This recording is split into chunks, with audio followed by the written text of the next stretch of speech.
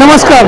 नमो गणपते ओंकार आदि तत्व प्रणव गंभीरा देवी शारदे मंगलवर्धे बुद्धी ऐश्वर्य अविनाशी होते. नमस्कार, आपल्या सर्वांचं सहर्ष स्वागत. लालबाग म्हटल्याच्या नंतर मराठी माणसाचा मानबिंदू आहे आणि गणेशोत्सवामध्ये मराठी संस्कृतीला उधाण येतं.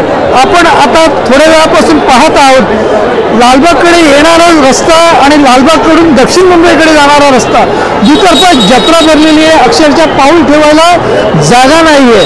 2 दिवस आहेत गणरायाच्या विसर्जनाला आणि याची डोळा याची देही गणरायाला निरोप देण्याआधी पाहण्यासाठी मुंबईकर आसुसलेला आहे आणि त्या दर्शन रांगेमध्ये आता आपण आलो तेजुगायाच्या या गणरायाच्या चरणी.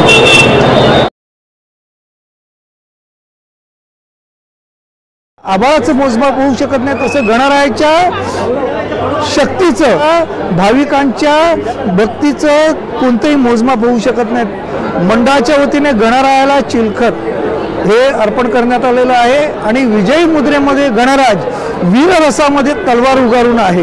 या मूर्तीकडे पाहिल्यानंतर एका वेगळ्या स्वरूपात दुष्टांचं निर्दालन करण्यासाठी आलेलं आहे. पहाटेचं ज्यावेळेला पहिला सूर्याचं किरण येतं ते किरण गणरायाच्या माथ्यावरती आहे आणि दोन्ही बाजूला दुतर्फा सिंह गर्जना करणारे दोन्ही सिंह आहेत. गणरायाच्या पायथ्याशी ओघाणे आलेच ते मूषकराज. मूर्ती सुंदर आहेत. हे वर्ष कितवं वर्ष आहे मंडळाचं? 59 वर्ष आहे. मंडळाच्या वतीने कोणकोणते कार्यक्रम आयोजित करण्यात येतात? आमच्या मंडळाच्या तर्फे भरपूर कार्यक्रम आयोजित केलेले आहे. त्यामध्ये आता या 10 दिवसात सर्व जे आमचे कार्यकर्ते आहे ते फक्त भाविकांचं स्वागत आणि त्यांचं देखभाल आणि एवढी प्रचंड जेवढी गर्दी लागली आहे त्यांना व्यवस्थित आपण दर्शन देऊन त्यांच्या रांगेत व्यवस्थित त्यांना दर्शन घेऊन त्यांना पार पडतो. त्यामुळे या असं कार्यक्रम म्हणजे आपले गणरायाचं जे मुकुट आहे, जे गणरायाचं जे आपली भावना आहे हे तिथे दर्शक कुठून येऊन आपली भावना पूर्ण प्रकट करतात आणि त्यांची भावना ही पूर्ण पण होते. हे आमच्या गणरायाचा विशेष काय. साहेब, गणरायाच्या दर्शनाला महिला भाविकांची प्रचंड संख्या पाहायला मिळते. पूर्ण लालबागमध्ये फक्त आमचाच ट्रस्ट आहे, तेजुगाव सार्वजनिक गणेश ट्रस्ट. त्यात आमच्या ट्रस्टमध्ये ना 30% महिलांचा समावेश आहेच कार्यकारिणीमध्ये. तर त्या महिला स्वतःहून इथे कार्य करत असतात. त्याचप्रमाणे आम्ही सिक्युरिटीसुद्धा हायर करतो. लेडीज त्रास होऊ नये महिलांना म्हणून आम्ही त्या महिला सिक्युरिटी पण तिथे कार्य करत असतात.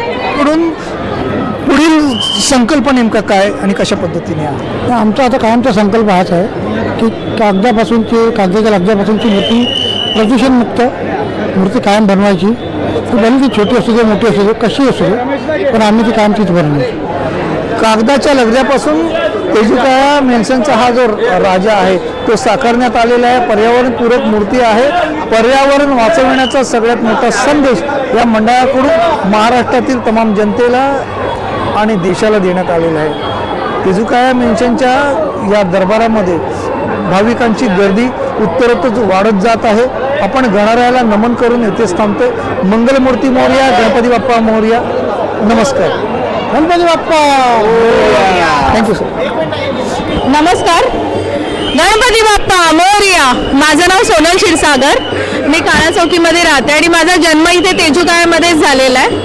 आता इथे सध्या तुम्ही बघताय डेव्हलपमेंट चालू आहे आणि तेजुगायाचा राजा खरा नवसाचा राजा आहे. मी लहानपणीपासून इथे येते आणि यावर्षीची मूर्ती तर इतकी सुबक आणि सुंदर आहे की काय सांगू.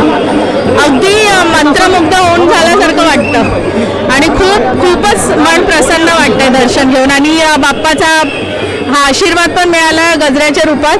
तर मी खूप खुश आहे. थँक्यू. गणरायाची मूर्ती काय सांगू त्याच्याबद्दल वेगळीच सुबकच. बाहुबलीचा यावेळी यांनी कन्सेप्ट केला आहे पण रिअल बाहुबली सोहळा गणपती बघूनच एकदम मंत्रमुग्ध आणि वेगळीच एनर्जी येते मूर्ती बघूनच. स्पेशली मूर्तीचे डोळे आणि कान हे अगदी वेगळेच आहेत. त्याच्यामुळे खूप छान वाटतं. असं वाटतं खरा गणपती आपल्याला स्वयं धरतीवर उतरून आशीर्वाद देतो. दुष्ट सज्जनांचा नाश करण्यासाठी गणरायाने हा अवतार धरतीवरती घेतला आहे असं जणू वाटतं. रिअलमध्ये वाटत आहे असं बघून. खूपच छान वाटतंय. गणपती बाप्पा मोरया.